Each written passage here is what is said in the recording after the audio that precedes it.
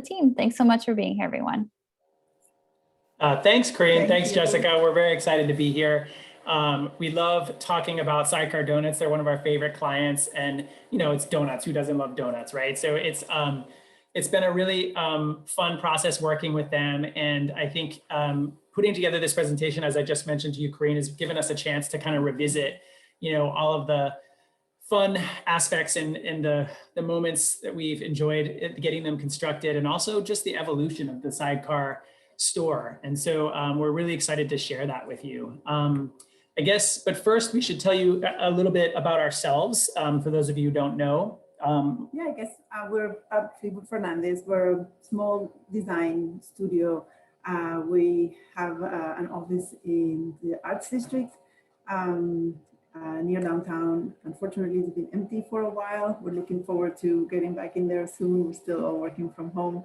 And in terms of our work, we do a mixture of single family residential, obviously restaurant work, commercial work, and a little bit of workplace.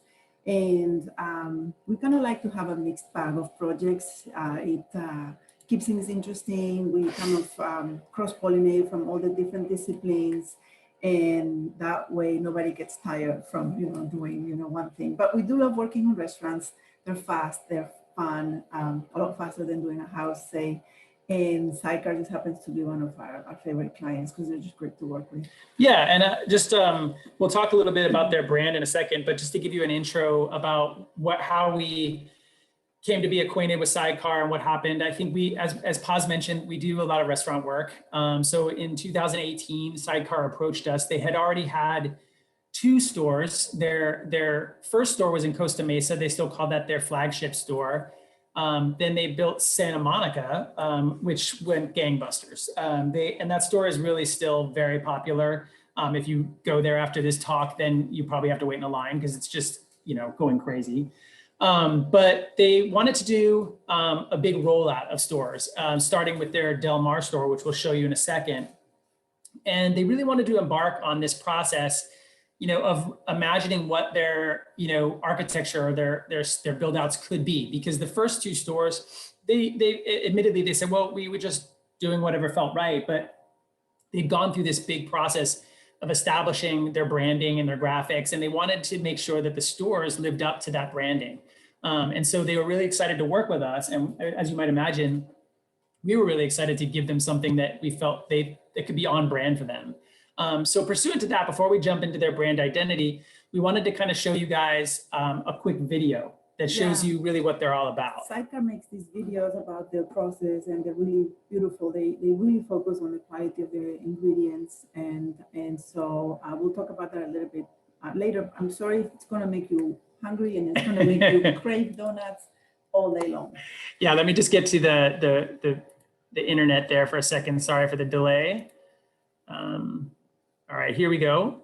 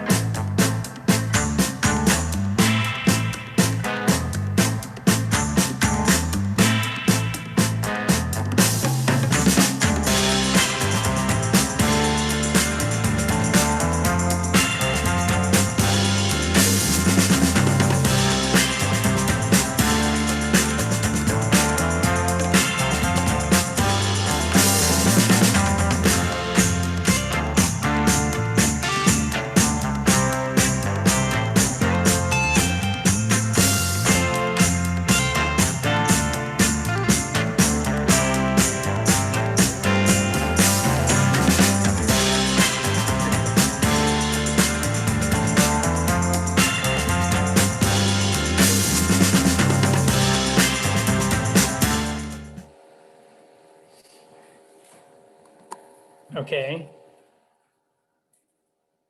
So sorry if that does make you guys, let me get back to full screen here for a second, full screen mode. So sorry if that kind of makes you hungry for donuts. And full disclosure, Maria Paz loves passion fruit. So they have a series of these videos that they put out, and that passion fruit pavlova is one of their flavors that is their seasonal flavor. So you can't get that flavor right now. Only So it's only February. Yeah, But one of the things that we wanted to talk about with that was that I think that video really does highlight, there are two really key concepts that Sidecar wanted to impress upon us when they first, engaged our services. The first thing is that they are, as you can tell from that video, super highly crafted, and they use really high quality ingredients. Most donut shops have some fun flavors, but Sidecar uses these really fresh ingredients, and passion fruit is not cheap, right? So they really double down on that. Mhm.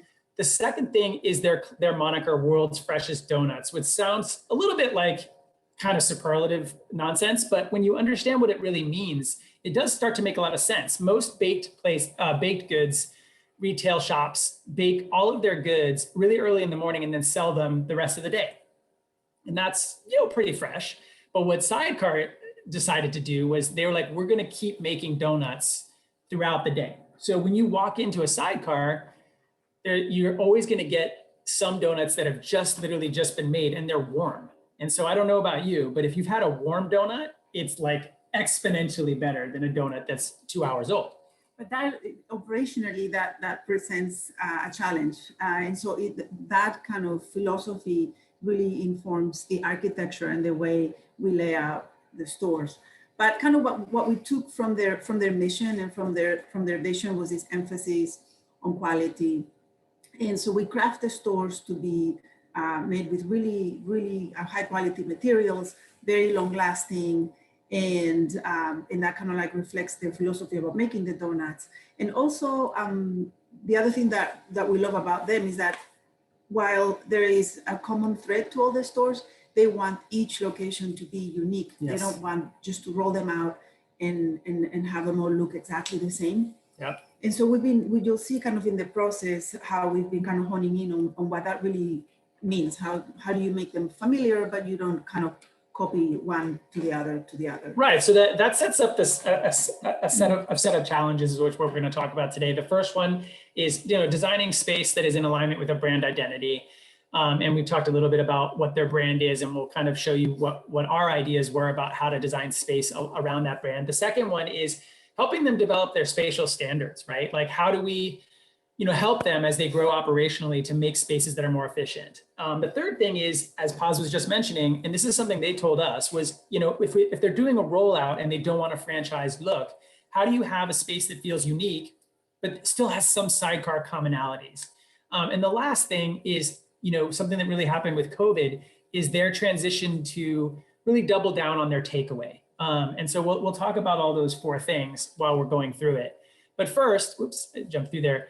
We'll jump right into our case studies. And so the first case study that we want to show you guys is the first one that they asked us to design, Del Mar. And Del Mar was a super fun store, and it went on to win an AIA Restaurant Design Award. Woo! And so we were really excited, and they were really happy about that too, because it just really, was evidence that what they were doing was right. They were kind of doubling down on their space standards. And so, but before we jump into how we created the space, I want to kind of give you guys an overview of what a program is for a donut shop. It seems really simple at first glance, but what it really is a very highly choreographed sequence. And that sequence bridges across two spaces. The two spaces, of course, are the kitchen and the sales area. But the level of choreography in that sequence, we didn't really understand when we first started that it's actually super important. Those spaces, just to go through them really quickly, are the prep area. This is where basically flour and water and whatever else comes together. Then there's the cake rolling, which is really where you make the donut. There's the frying area, which is where you cook the donut. There's the glazing area, which is the toppings. And then you transition to the donut display, where the customers see the donuts and oogle them really. And then there's the coffee area and the point of sale. And so, they gave us that information, but when we first started working, and what you see here on the right is the plan of the Del Mar store. When we first started working on it, we were really focused on how to put the donuts front and center, right, Paz? Yeah, we wanted to highlight these creations, and so we came up with this concept of an island in this kind of long linear space. not dissimilar to the way you would display, you know, jewelry in a department store, and like this kind of like beautifully theatrically lit um, glass boxes throughout the space, or a shoe display. So they're like, the donuts are like front and center, it's all you see, and they're like super highlighted in the space. And so that's kind of why that kind of floating island, you know, takes front and center in the diagram. In the rest of the plan, you can see the prep area happens back here. The frying happens here, the glazing here and rolling here. And then this obviously is display, coffee, and then POS is right here. This is the entry to the store. So it was a great concept and the client loved the diagram, but we quickly learned that in terms of the operation of this kind of flow, it wasn't optimal. Yep, there are certain challenges that arise from it. So the client really liked the idea. They asked for it actually, that you could see all aspects of the preparation of the donut. And our idea was that you would circulate around this island, and you would then be able to see that the donut's being made right here. And then you would end up, after you circumambulate the display area, you'd end up here at the point of sale, and that would be, a great place to end your journey. And then you get your donut and eat maybe outside on this little patio. And sounds great, right? And it actually ended up really beautifully. I'll show you before we jump into the renderings, I just want to emphasize.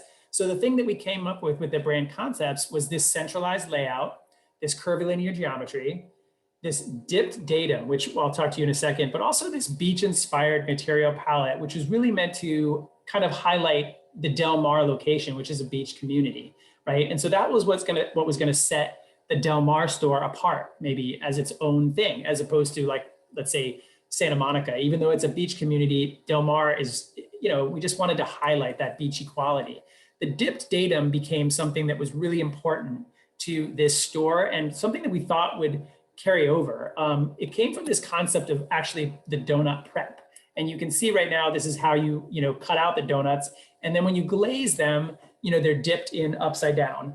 And they have this kind of smooth, coating. And right, so we tried to import that into, the material selection, and also the apportionment of the materials in the space. So if you jump onto the next thing, which is one of our quick early renderings, you can see what Paz was talking about. This is what we were trying to sell to the client. Like, when a customer comes in, the first thing they see on this peninsula, this island, is these beautiful donuts. They don't have to look anywhere else. It's right there front and center. And you can. The other thing they do in all of the stores is they don't stack them. They refuse to kind of stack the trays of donuts like you traditionally see in a donut shop, just so that they have breathing room and you can kind of really admire them individually. Yep.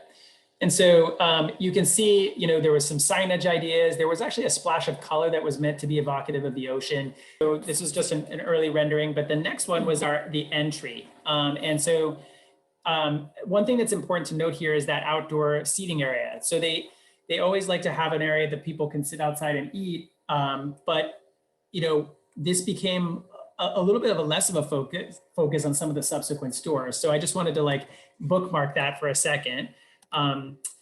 This is the store as it was actually built. Maybe some of you have seen that, and you can see that the material choices remained consistent. The poured terrazzo was on the bottom. It crawls up and onto that, central island. And here's that dip datum that we were talking about with the textural change between smooth and kind of rough. This is a white oak.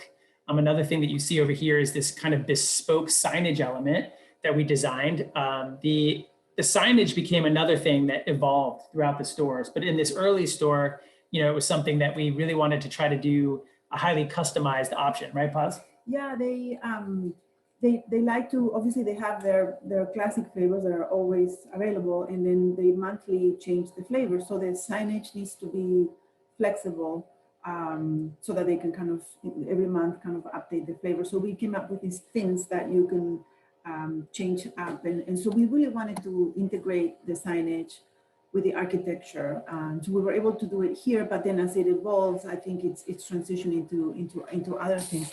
The other thing that's to note here is the merchandise area. So that little kind of niche is important to them because they sell their coffee and mugs and hats and things like that. And so we always have to integrate that in the front of house a little bit. In this case, it became little sit for kids to, sit down with their donuts and, take a picture for Instagram. And so, but so subsequently we'll have to do that in all of the stores as well. Yeah, for sure.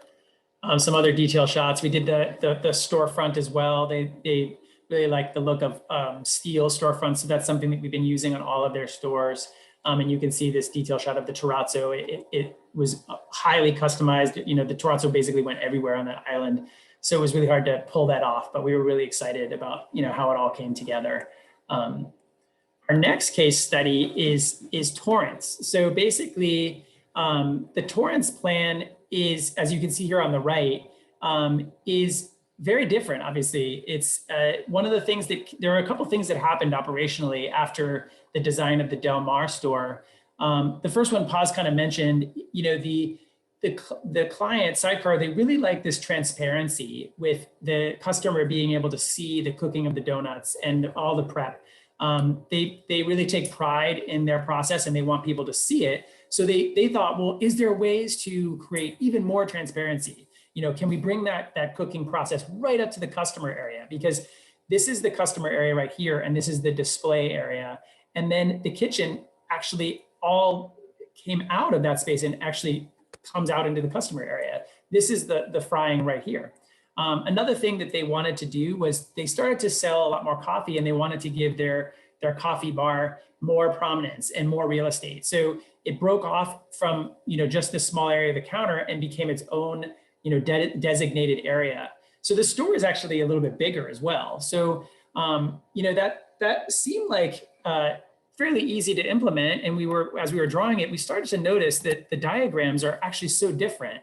This diagram you have on the left, even though it's geometrically very simple and straightforward and even symmetrical, it actually, when you look at the sequence, if you're looking at preparation of donuts and then cake rolling and then frying and then glazing and then display, coffee, and then sales, it's actually a little bit convoluted sequentially. It seems simple, but when you look at what's happening with Torrance, which starts here and then goes in a direct line like this, you start to see that the sequence is really playing a really big part in developing their spatial standards. And that's something that kind of happened organically, but it really did help with their efficiency. And of course, every store is different. You're given these envelopes and you try to come up with the most efficient, greatest layout, but then some are big squares, some are long and skinny. And so you'll see from subsequent ones that it's not always that easy, but at least if you know the sequence, you kind of try to accommodate it as best as you can. But it does present challenges because just when you think you have a standard that is applicable, to future projects, then the configuration of the store kind of upends that a little bit.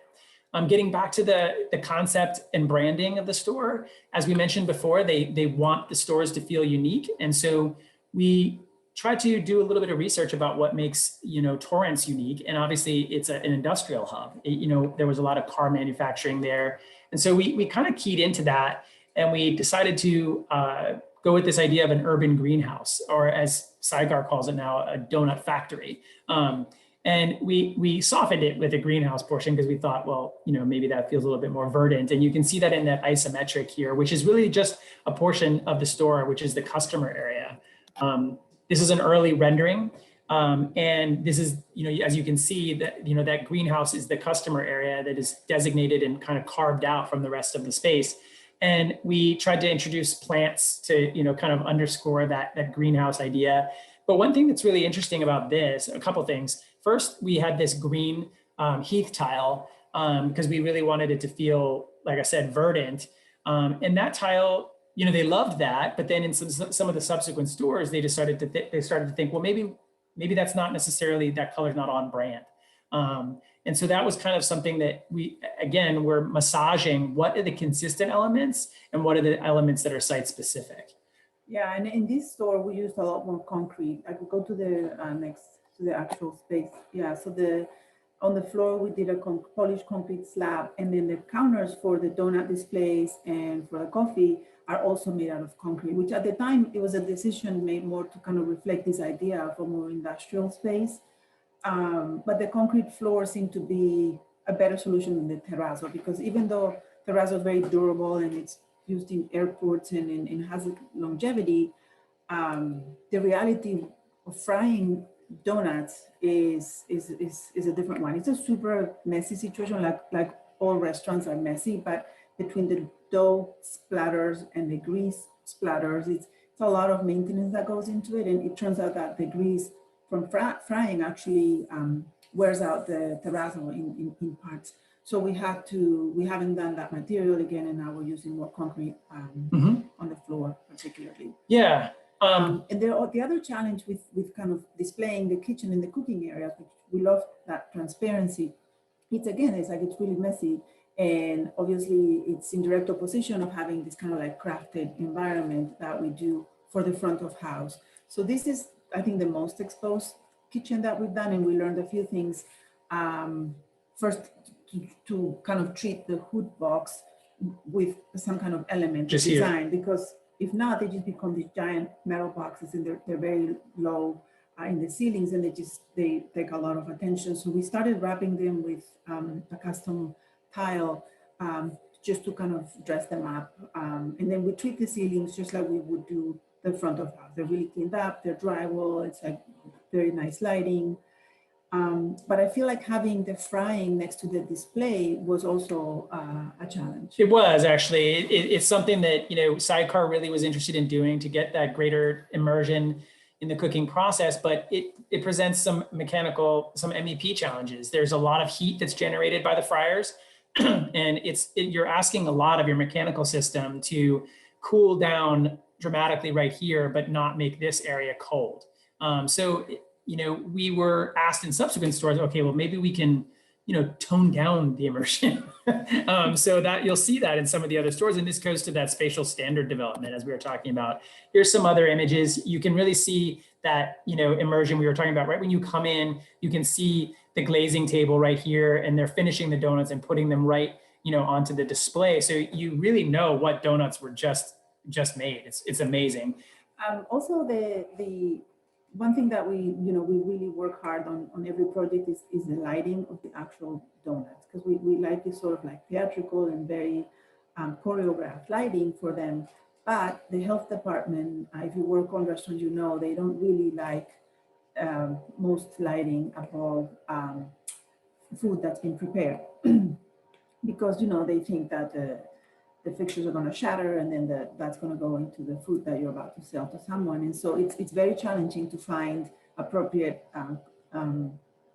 code lighting, food safe lighting that works. So in this case, we actually encased the lighting in this kind of like textured vintage industrial glass. But on every project, it's a different story. And then here you can also see the signage. So this is like the next evolution of signage, where we had proposed something more elaborate that was kind of integrated with these glowing glass boxes, but we ended up having this sort of modular area in the steel framed wall that then they can kind of exchange the menu as they need to. Yeah, it actually works. It's a little bit more flexible for them. So that's kind of just another one of the evolutions of the spaces. So this was the second store we did for them.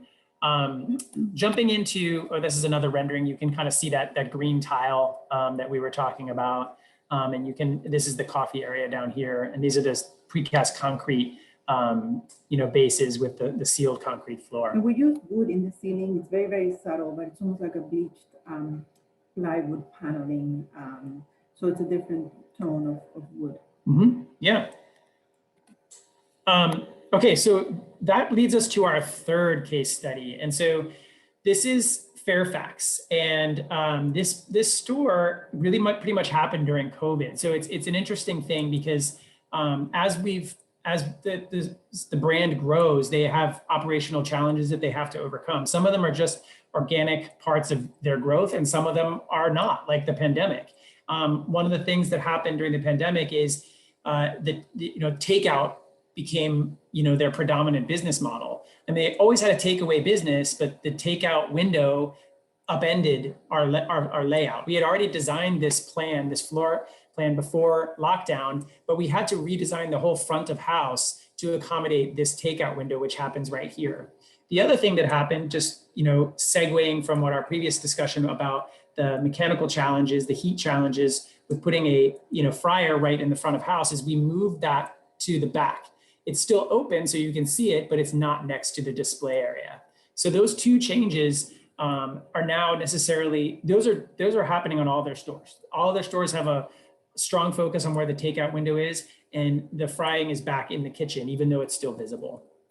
This is a very small store. It's smaller than the other ones, and so that also was challenging to fit everything and fit enough storage. Again, a health requirement is to have a minimum amount of linear footage of dry storage for all restaurants. And in this case, we actually had to create like a mezzanine space above the back of house to meet that requirement.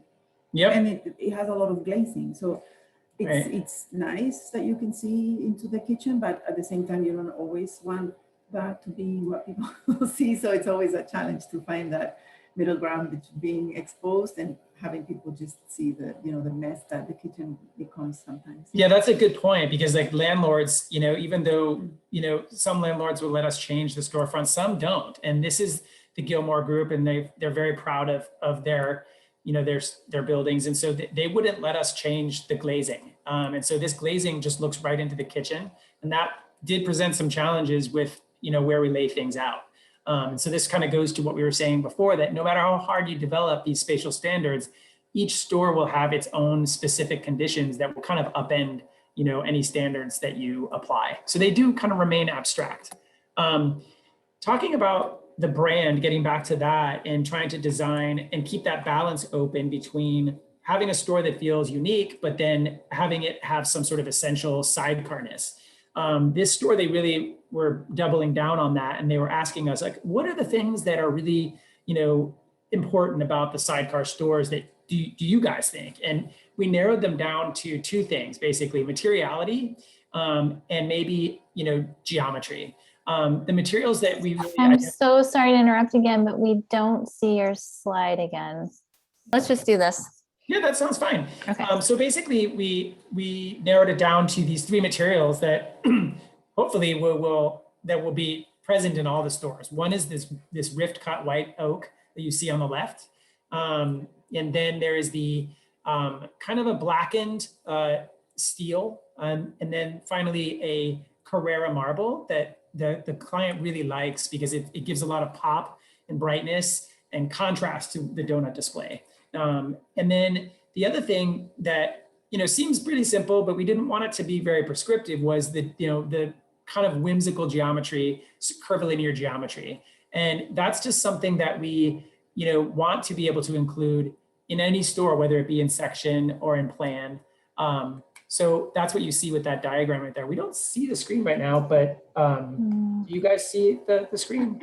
No, I did the same thing. I tried to go into full screen and then it all stopped. That's okay. That's why I should have just kept it in pretty mode. I know it was working so well. So sorry. Let's just try. Do you want to try to share again? Yep. Is that working? Yep, that's it. Okay. So basically, this is an early rendering of the Fairfax store, getting back to the design of this particular store, and you can kind of see those three materials working well. So there's the blackened steel, which is the cabinet bases, the marble, which is the donut display, and then you see that wood. And this store, as Paz mentioned, is pretty small, so we were trying to be very reserved in our material usages. So we wrapped the wood up onto this scalloped ceiling detail, which is sort of like a donut tray. Another thing that's of note here is that, ceramic tile is always part of their palette because it's super durable, but we went away from any colors that are off brand. And that color that we're using right now is kind of a custom color by this great tile manufacturer. So that's kind of where the store, maybe you can advance the slide really quick. One more time. There you go. So this is a couple shots, of how the store ended up. You can see that oak ceiling as it, becomes the scallops. Another thing that's really important to note is in that image on the left, you can kind of see where the glazing is over there. That's the takeout window. And so people, a lot of times now, they will order online and they'll just come up to the store and they never even go in, right? And that that was not something that ever happened before in their Santa Monica store, their Costa Mesa. So people literally just, you see what people walking on the sidewalk up to there and grabbing a whole, dozen donuts and just walking away. Maybe we'll advance the slide one more time. So again, some of that geometry, this is the hood box, as you can see. You see through that little arced cutout, and you see the tile on the hood right there. So the thing about this is that you can really see that you still see the glazing and the frying of the donuts. It's just enough of a move to pull it away from the customer area so we don't have that heat build up. And so those spatial standards, we're still working on them, but that was kind of a really good move. All right, let's go to the next slide. So great. So then these are a couple projects that we're working on now. You mentioned, or you asked earlier, but Corinne, this is our 5th and our 6th store. The plan that you see on the left there, the lower left, is the store for Manhattan Beach. And the store on the right is the Culver City store that's actually in design. The Manhattan Beach one is in construction right now. And you can see the similarity between that plan and the Fairfax plan. And the takeout window is on the lower left down at the bottom. And the donut display is kind of that T shape that goes across. And that all of the cooking is basically in the back of house. As far as Culver City is concerned on the right, similar in the sense that, all of the takeout right there is right there next to that number 2, right up from there, that's the takeout. And that's right where the parking is. So people can walk right up to that takeout window and just grab their donuts and go. They don't even necessarily need to go inside. But the sequence of how the donuts are made and how the operational layout is actually pretty similar to where we've landed with Fairfax. There have been refinements, but they're mainly like equipment refinements, sizes of counters. So we're getting to a place where we have a really good expectation of how the architecture should lay out with Sidecar. Maybe we can jump to the next slide. So this is a rendering, because it's in construction, of the Manhattan Beach store. You can see those materials again, the blackened steel. There's the white Carrara marble on the right where the donut display is with that wood. But you can kind of see that the ratios of those materials will change, right? So like similarly to Del Mar, where there was a lot of terrazzo and wood and almost no steel, and then you transition to Torrance, where there was a lot of steel. So we're not going to always have the same proportions. This one has a lot of plaster in the ceilings, which we did in Fairfax as well. But I think also, if you go to the next slide, the reason there's less wood here is because we did a wood facade.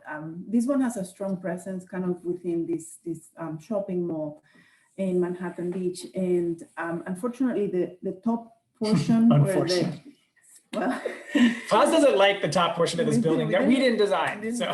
And also the steel kind of awning or canopy which is not so bad, but that it was a given and we couldn't change that. So we kind of, instead of, we try to design to that within our palette and within what we do for Sidecar. And so, but we did put a lot of wood on the exterior of the store. And so that's why there's a little bit less on the inside. But we still played with kind of the geometries. Also, another requirement by this landlord was the amount of glazing. So it's a lot, including like a big window into the kitchen. So whether we like it or not, you're gonna see into that kitchen. Yeah, this right now, this building has no storefronts. We're the first tenant. And so that kind of goes to what we were talking about before with the performative requirements of each store. This landlord has requirements that 80% of the storefronts are glass. And so it presents certain challenges. And so, and then also because there's no storefront there, we were cladding the areas that are not glass in something that feels like it's on brand. And so then the wood became really strong on the outside of the building. So that's why when you look at the interior rendering, we toned down the presence of the wood. Similarly, if you go to the next slide, we have the Culver City store, and you can see how totally different these feel. They have a similar material palette, but they're different design directions. Yeah, this is an interesting store because the kind of the shell and the envelope had already like a strong architectural language. It's almost like a freestanding building, and it has, to the left, you kind of see that exposed structure that sits below a really high ceiling space with a lot of skylights and monitors.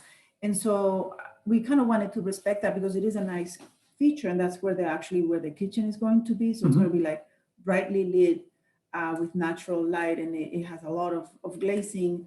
And so in order to kind of respond to that and not negate it, we again, I think we went with a little bit more of industrial feel, and the whimsical geometries were kind of reduced to like one move. Yeah. Kind of like this curved soffit.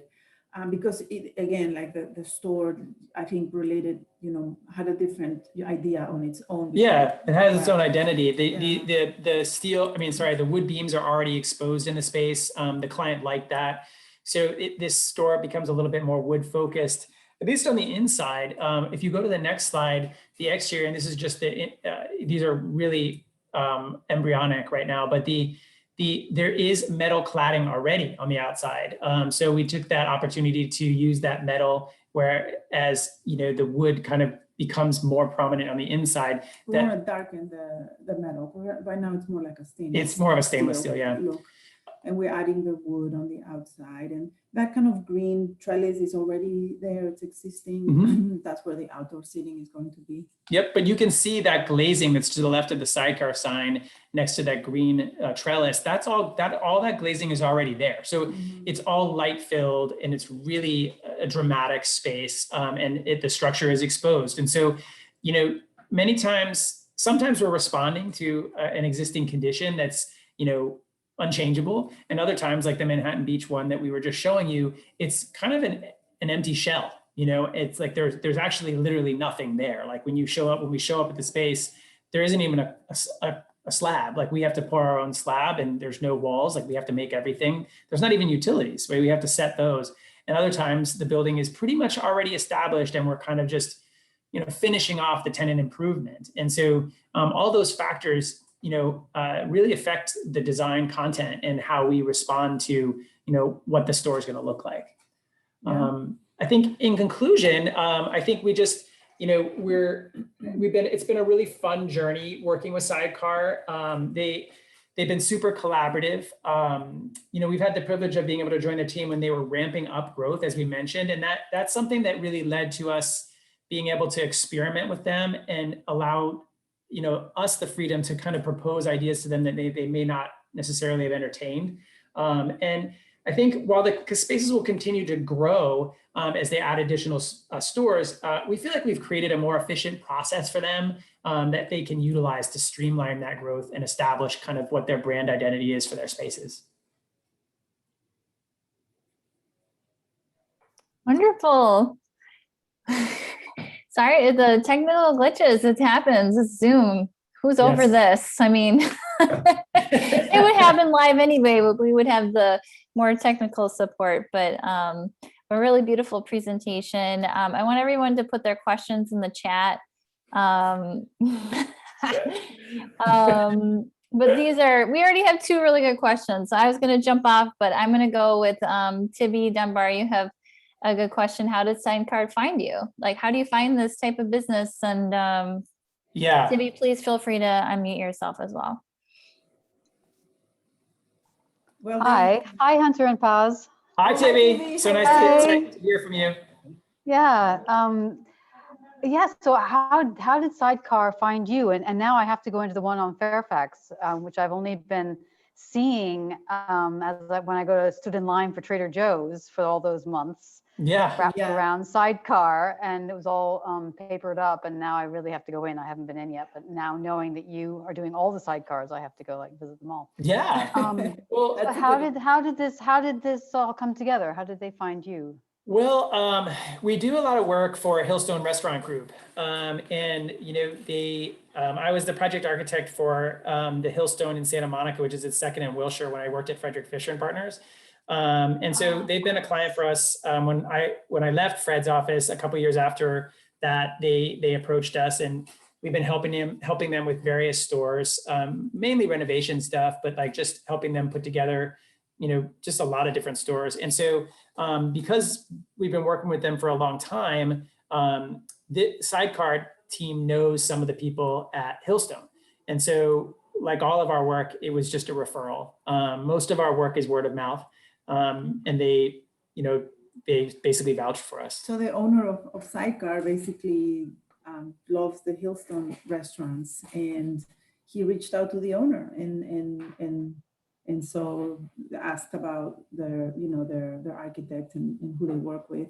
And so that's how we got that referral. It's surprisingly, a lot of people have come through us through Hillstone. Like, people really admire their, again, like the environment that they craft, people in hospitality, that kind of like devotion to detail, to craftsmanship, to lasting materials. And it's been really interesting to see kind of like how that flows through and back to us. Mm-hmm.